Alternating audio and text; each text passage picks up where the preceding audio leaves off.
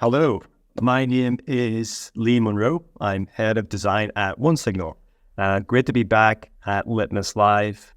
My first Litmus conference was over 10 years ago, so I love this conference, love the people, love the talks. They're top quality. And I've been building websites and digital products for over 20 years, based in Belfast in Northern Ireland, but spent over 10 years in San Francisco and Silicon Valley, working in different product and design roles at messaging startups. OneSignal is a customer engagement platform. We support email, push notifications, SMS, in-app messages, live activities, and journeys. We send over 12 billion messages a day, and 1 in every 5 new apps in the App Store will use our software for their messaging. And messaging is something I'm very passionate about. Email is a space I've been in for a long time, and I have various projects in this space. Over 10 years ago, I open sourced an email template that is on GitHub. I have a couple of design systems available in the Figma community, including a HTML email template system, a push notification design system, and I also run a website called postdrop.io that lets you test and manage your HTML email templates. So enough about me, let's dive in. So like a lot of presenters this week, I asked AI a few questions while preparing this presentation. I asked how many emails globally are first opened on mobile devices in 2024? And the response, in 2024, approximately 50 to 61% of emails worldwide are opened on mobile devices. The trend continues to grow as more consumers rely on mobile for email access due to convenience and accessibility. Mobile optimization has become essential for email marketing success, with users quickly deleting emails that are not mobile friendly. This shift underlines the importance of ensuring emails are designed to be responsive and concise, optimizing subject lines and content for mobile users. So 50 to 61%, high number. Now, if you read different industry reports, you'll probably get slightly different numbers, but I think we could all agree that they're somewhere around the 50% mark. So mobile engagement plays a big part in email and messaging in today's world. I want to start off with a short story. I want to tell you about this guy. I know this is Nicholas. All right, Nicholas is a man of determination and vision, born into a life full of challenges. In fact, he unfortunately lost his sight in one of his eyes early in his career. But that didn't stop him. In the 2000s, he had become a project manager for one of the world's leading tech organizations. He was assigned a project, a very special project, to protect the world from unprecedented threats. To help him with this project, he first recruited Tony Stark, also known as Iron Man. So Stark brought incredible power and innovation to the table. But Nicholas, also known as Nick Fury, quickly realized that one person alone couldn't handle all the challenges they faced in this particular project. So he expanded his search, and he brought in a god, a super soldier, a highly skilled spy, and a few others.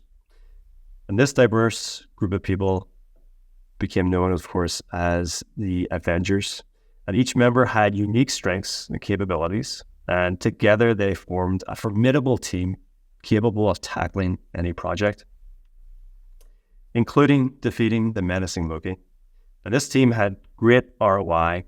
At the end of the quarter, their KPIs looked good, their OKRs were green, and they all celebrated their performance. And just as Nick Fury uses a team of superheroes in his projects, in our own work, combining different strengths and approaches often leads to more successful outcomes. Just like Iron Man is great by himself, email is great by itself as well. Email was born over 50 years ago, before a lot of us were born. First email was sent by Ray Tomlinson in 1971. We've learned a lot in those years. We've learned how to personalize, we've learned automation, We've learned how to deliver emails, about responsive design, about DMARC, SPS, privacy rules, dark mode, open rates, how to measure performance of email. And despite these various death of email reports over the years, email remains one of the most successful messaging channels. A recent study by Mailjet, they find that over 75% of consumers prefer to hear from brands via email. 75%. And mobile has changed the way users consume and engage with messaging content. 7.2 billion smartphone users in the world in 2024. Now, you might argue some people have multiple devices and so forth, so this number will continue to grow, but the expectations these days is for instant, personalized, and multi-channel interactions. 7.2 billion. However, there are constant new challenges with email. So privacy changes make it harder to track. Inbox providers are changing their rules. You have lower open rates, AI, and higher competition than ever for the inbox. And everyone knows these best practices. We've had over 50 years to refine them. So how are you differentiating your messaging strategy to stand out? How do you compete with the other brands? Let's talk about omnichannel. SMS. The first SMS was sent in 1992, only 30 years ago. Steve Jobs announced the iPhone in 2007, and then in 2009, we had push notifications. That's not that long ago. Unlike email, most of us were alive. I remember this. Live activities, they were just introduced 2 years ago. Highly likely, a lot of you, or most of you, are not engaging with users via live activities yet. It's just so new. I'm going to talk more about live activities and what exactly they are in a bit. And it's not about thinking of engagement as a single messaging channel anymore. It's about how you utilize all these messaging channels together to create a cohesive customer journey.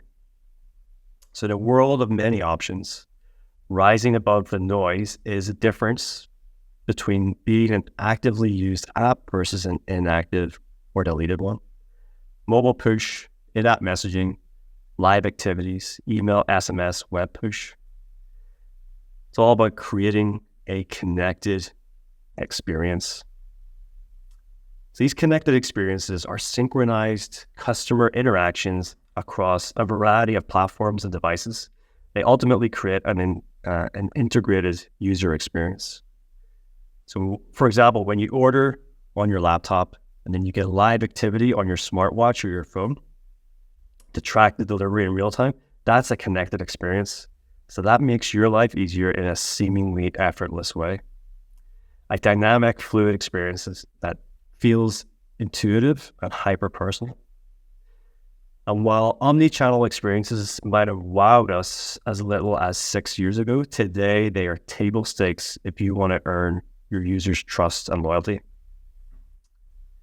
So at One Signal, we do a yearly report, and we recently released a State of Customer Engagement report. We studied over 500,000 apps and surveyed thousands of our customers. One of the interesting figures that came out of this is that using more than one messaging channel to engage users increases average engagement by 36%. 36%, that's a big number. If you could go back to your boss and say, hey, look, this quarter we increased engagement by 36%, that's massive. You'll get a nice big pat in the back for that. So who's doing mobile omnichannel well? I've got a couple of examples for you. Let's look at Your Parking Space. Your Parking Space is a UK-based parking reservation service that allows people to find and book parking by leveraging existing unused spaces in their area. So a lot of their users will download the app and book just once. And their goal is to nurture remind users that they're there, and get repeat bookings. So when they launch a campaign, for example, this airport fast track offer, they'll send this beautifully designed email, nicely branded, good visual hierarchy, clear call to action. They'll also send out a push notification, clear value, clear offer, some emojis to stand out. And once you're in the app, a reminder with the in-app message of the offer, promotion, and a nice clear call to action. So together they have all these touch points across different messaging channels. And they have been able to increase their campaign net revenue by over 1,000%, just taking advantage of multi-channel for their messaging, over 1,000% by taking advantage of multi-channel. Let's look at another example. Zenni. Zenni is the largest online retailer of prescription and non-prescription eyewear. They see significant sales through their mobile app, so their marketing campaigns are more mobile focused across different channels with the goal of increasing sales. Here's an example from last year, a Black Friday promotion. They sent this email. Okay, here's an offer, nice photo, nice clear call to action. They sent a push notification, same offer, nice call to action, same brand, same visual appeal. SMS, same offer, call to action. In-app message, in the app offer, clear call to action again. So really nice campaign, orchestrated across all these messaging channels, reusing content, same content, and reusing assets. And they don't just blast these to everyone at the same time. Of course, they are personalized. They check to see if the user has actually made the purchase or not, and wait between each message across the day or the multiple days around Black Friday. So it isn't just 5 alerts spamming the user at once.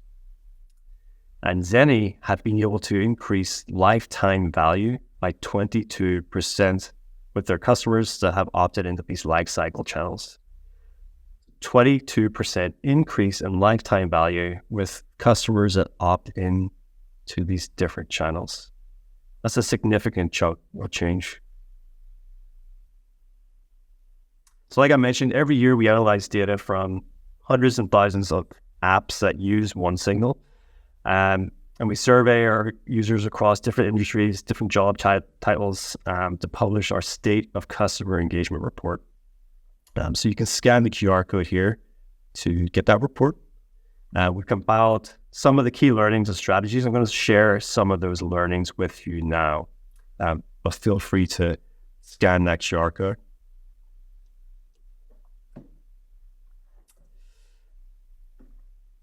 All right, so in addition to being a powerful onboarding tool, in-app messages present the perfect opportunity to reinforce, reward, and augment that engagement, which ultimately translates to deeper and more meaningful user relationships.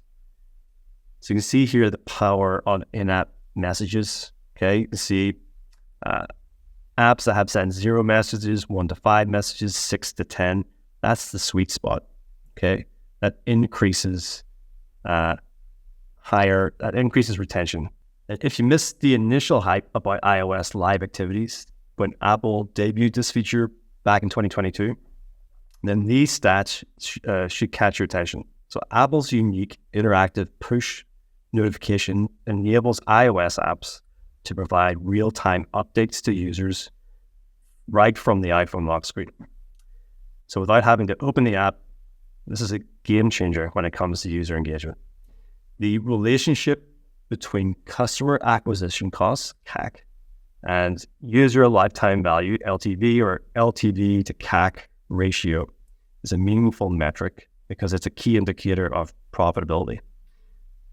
In other words, apps that taking advantage of live activities are also earning higher returns.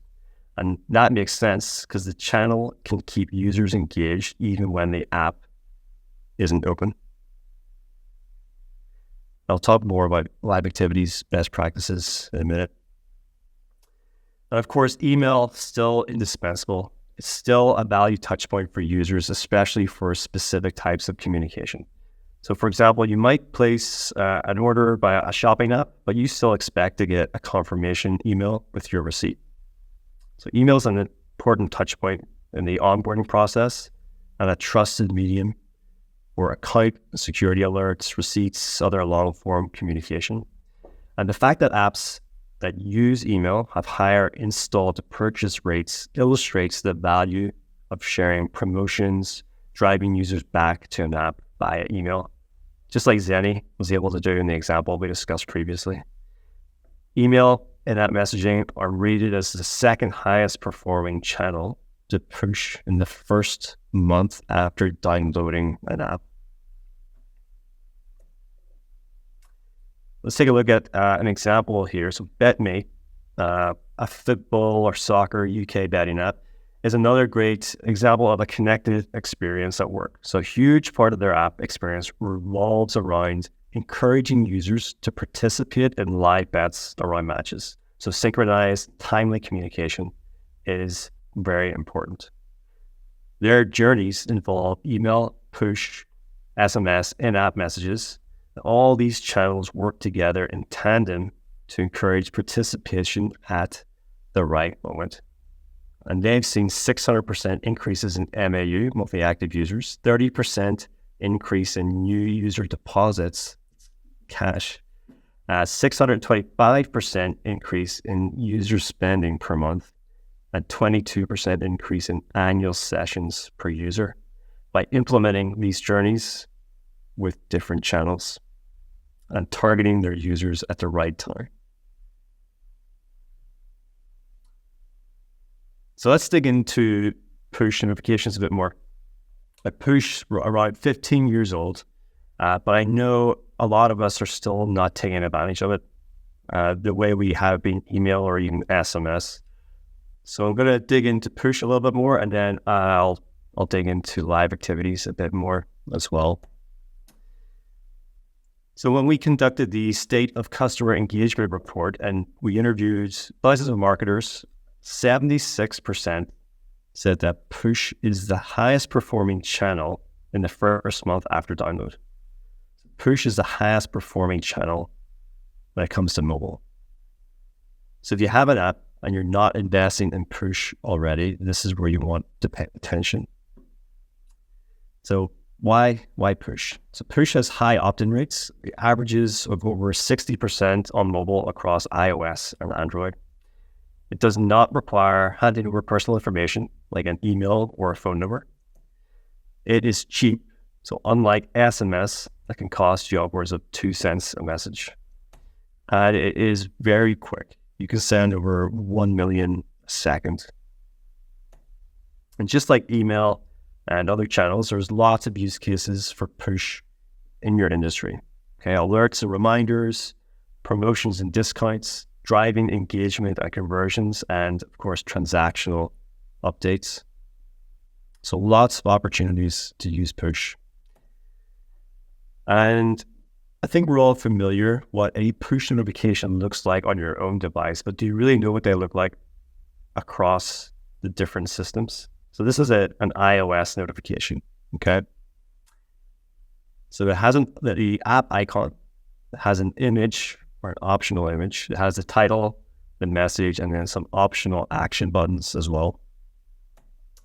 Like each operating system has the same or similar functionality for the most part, but a slightly different look and feel. Okay, so here's a push notification across Android, what it looks like on Mac OS, and what it looks like for Windows. So you want to take this into consideration and test, just like you would for email, test how your push notifications look across all these different operating systems before you send. Okay, very important that you test and preview before hitting send. Some push best practices. You should use pre-permission prompts. This is very important.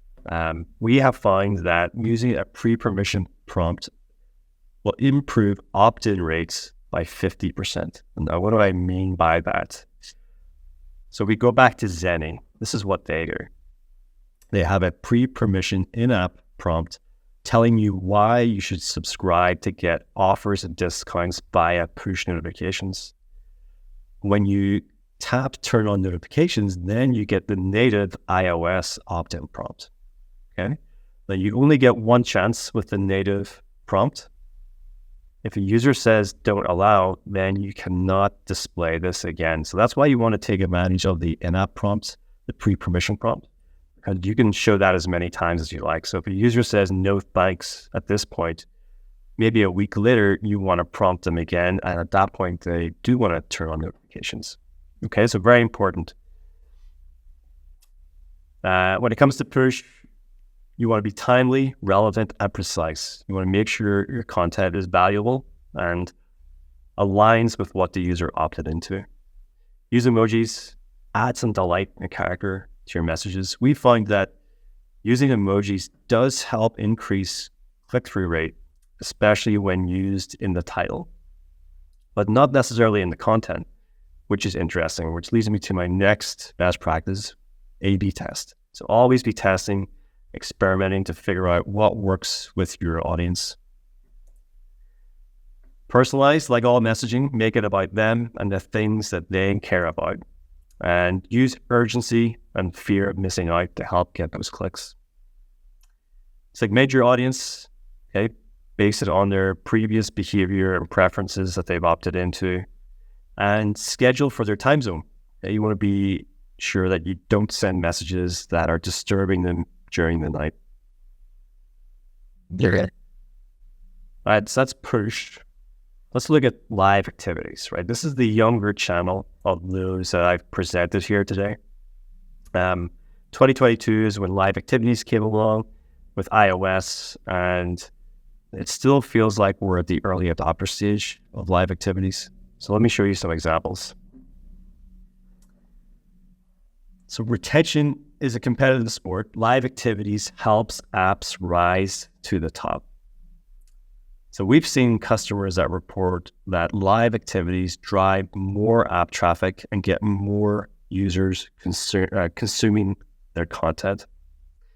Okay, you can see some interesting stats here. So live activities keeps your app top of mind. Apps using them report 24% higher 30-day retention rates and higher average LTV to CAC ratio. Okay, that's impressive. In the impact of live activities for sports and entertainment apps, 10% of game day traffic to an app came from a live activity. 500% an increase in unique viewers, and a 400% increase in fans seeking game info on the app. And you can see an example of what live activities look like here, what it looks like within the dynamic island, and what it looks like on your lock screen. I'm going to show you some more examples.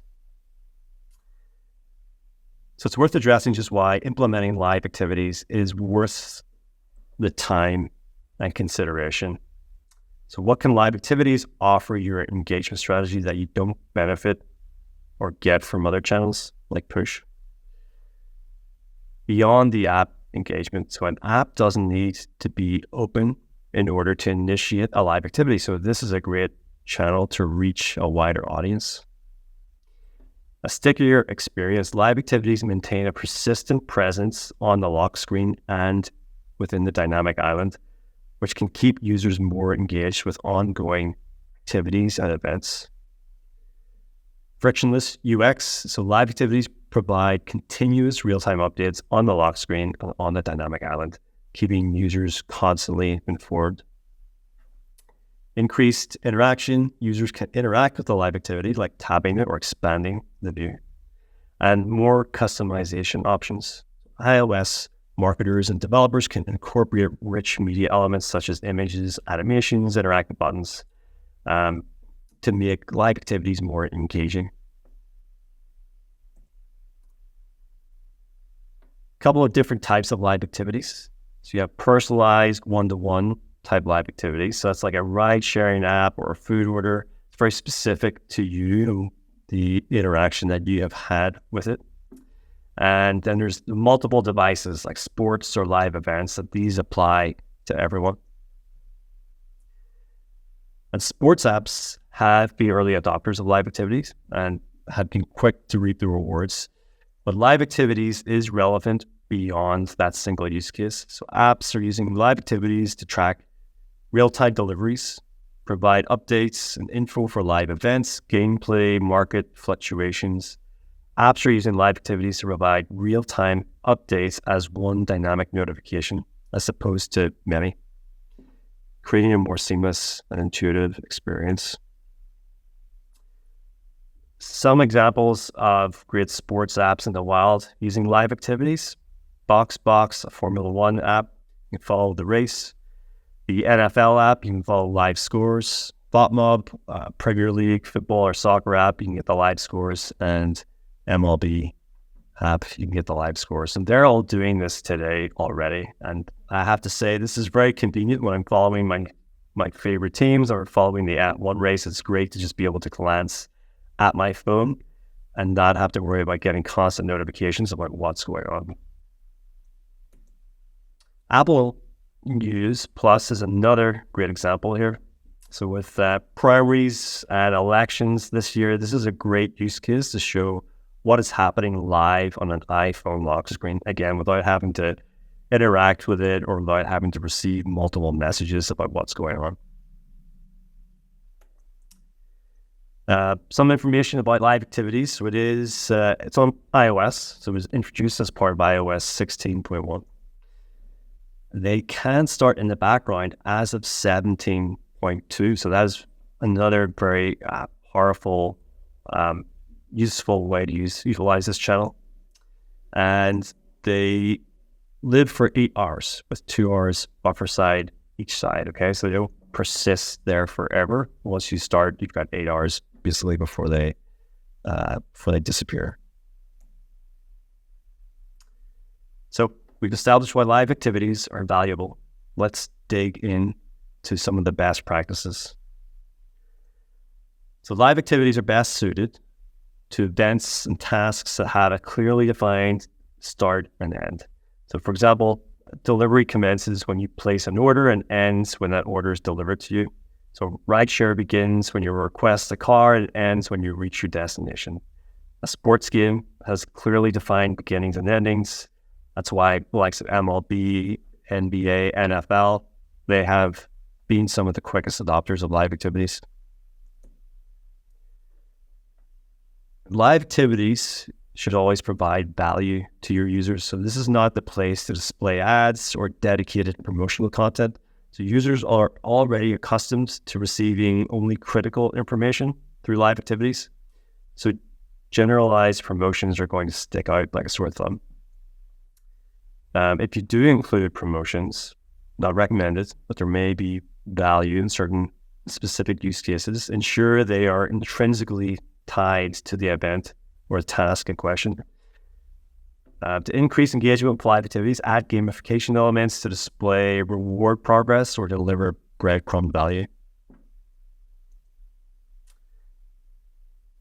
Leverage deep linking. So to create that seamless experience, your live activities should not only direct users to your app, but also contain deep links to send users directly to the relevant location within your app. Okay, so this example here, if you click on the NBA score, it will bring you to that section of the app that shows a live game, as opposed to bringing you to the home screen. Use discretion. So remember, live activities are highly visible on the lock screen, so that means you should avoid displaying any sensitive information. So imagine your end user and their daily life. They might be on a crowded subway, sharing a table at work, etc., standing in line. Rather than risking sharing sensitive information, medical details, credit card info, etc., dedicate separate alerts to call attention to private info without displaying it.